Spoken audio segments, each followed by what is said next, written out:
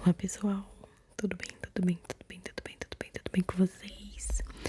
Sejam bem-vindos, seja bem-vinda a mais um vídeo no meu canal. E hoje eu quero convidar vocês para viajarmos até a Inglaterra durante a chamada Era Vitoriana. E foi um vídeo a pedido, né, de uma inscrita. Eu não sei se ela comentou 2 vezes ou se foram 2 pessoas diferentes, mas que eu não consegui achar os comentários. Então, se você comentou aqui sobre, você pediu um vídeo sobre envenenadoras vitorianas, tá aqui seu vídeo. Foi uma época, né, conhecida ali pelos vestidos elegantes, pelas grandes mansões, pela Revolução Industrial, mas também por esconder, né, alguns dos crimes mais perturbadores da história. Hoje nós vamos conhecer a história daquela que ficou conhecida como uma das primeiras em série da Inglaterra, Mary Ann Cotton. Uma mulher que aparentava ser apenas mais uma viúva infeliz.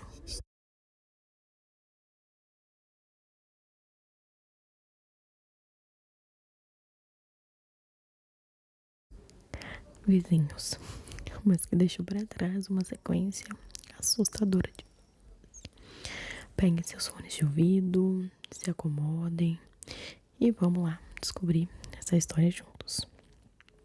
Mary Ann Hobson nasceu em 31 de outubro de 1832, na pequena vila de Low Mosley, não sei pronunciar, localizada no condado de Durham, no norte da Inglaterra. Naquela época, a região era marcada pela mineração de carvão. A maior parte, né, ali das famílias sobrevivia graças ao trabalho pesado nas minas. Seu pai se chamava Michael Robson. Ele era minério, uma profissão extremamente perigosa naquela época. Sua mãe era Margaret Robson. Os registros, né, históricos, eles mostram que a Mary nasceu de uma família simples, sem riqueza, prestígio, e a infância dela foi muito diferente das imagens elegantes que muitas pessoas imaginavam quando era o que acontecia na era vitoriana, né? Na verdade, a pobreza fazia parte ali, né, da rotina das pessoas mais mais pobres, né?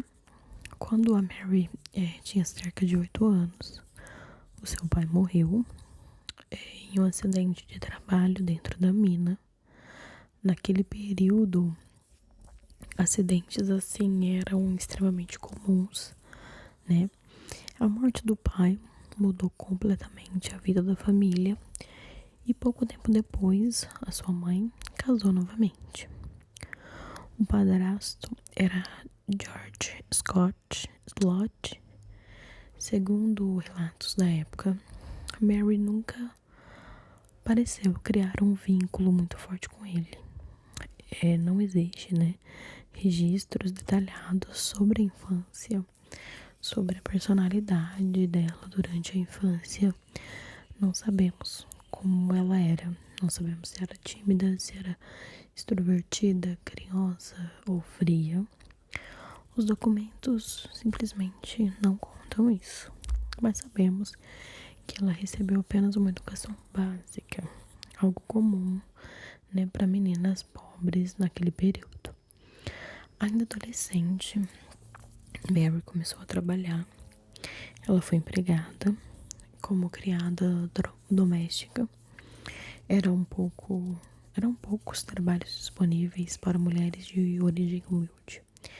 Então ela limpava a casa, preparava refeições, lavava roupas, cuidava dos afazeres domésticos. O salário era pequeno, mas permitia uma certa independência, né? Alguma independência.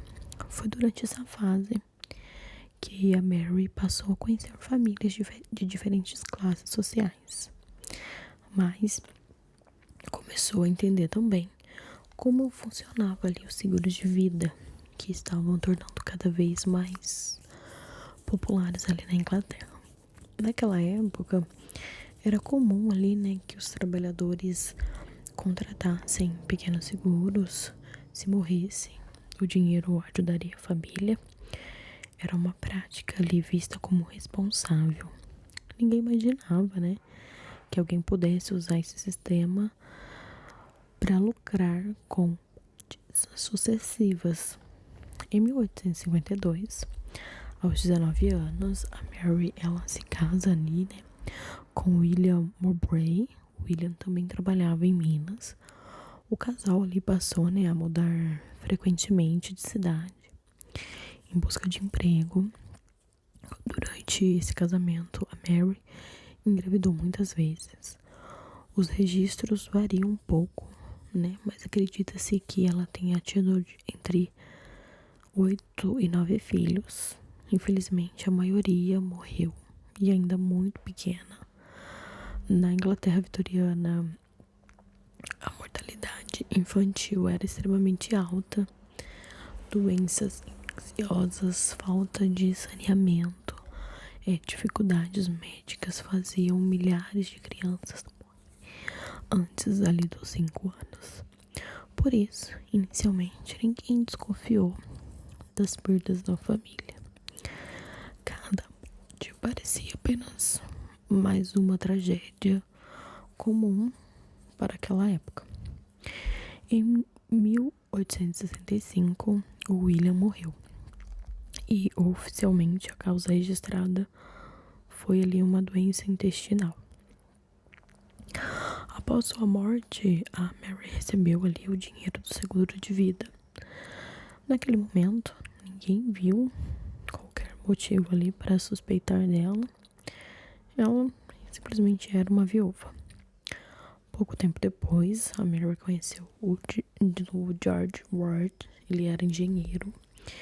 E os dois se casaram rapidamente. Mas o casamento durou pouco. O George, ele adoeceu. Sentia dores intensas no estômago, vômitos frequentes, fraqueza. E pouco tempo depois, ele... Mais uma vez, Mary recebeu dinheiro. Mais uma vez, ninguém desconfiou. Depois disso, Mary iniciou um relacionamento com James Robson. Ela foi trabalhar na casa dele como governanta. Jamie era viúvo e tinha filhos. E com o tempo, eles passaram a viver juntos. A Mary engravidou novamente, mas durante esse período várias crianças da casa morreram. Falei o que eu não podia falar, né? Mas tudo bem. Inclusive, alguns de seus próprios filhos. James começou a desconfiar do comportamento de Mary, principalmente por causa do interesse constante dela em seguros de vida. Os dois acabaram se separando, e essa talvez tenha sido uma das primeiras vezes em que alguém percebeu que havia algo estranho ao redor dela. Anos depois, a Mary conheceu Frederick Cotton e eles se casaram em 1877.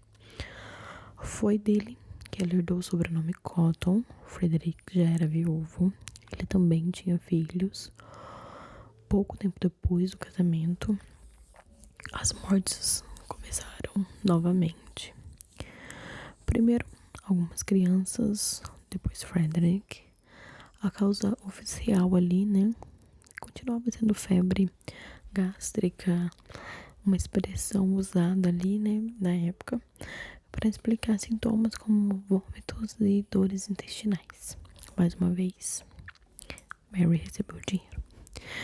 Após a morte de Frederick, Mary iniciou outro relacionamento, dessa vez com Joseph Natras. Ele também morreu algum tempo depois.